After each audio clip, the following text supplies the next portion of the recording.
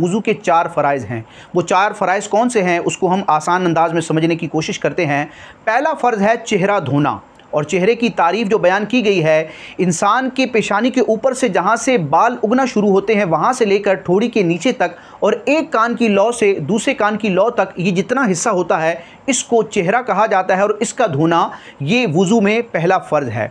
दूसरा फ़र्ज़ है दोनों हाथ कोहनियों समेत धोना, यानी बाजू और कलाई के दरमियान जो जोड़ होता है इसको कोहनी कहा जाता है। तो दोनों हाथ उंगलियों के पोरों से लेकर कोहनी समेत, कोहनी भी इसमें शामिल है, ये दोनों हाथ धोना ये भी फ़र्ज़ है।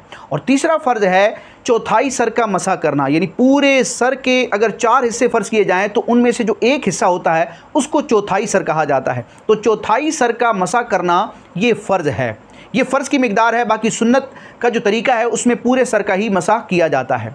और चौथा फ़र्ज़ है दोनों पाँव टखनों या गिट्टों समेत धोना, यानी पाँव के ऊपर और पिंडली से नीचे एक उभरी हुई हड्डी होती है उसको गिट्टा या उसको टखना कहा जाता है।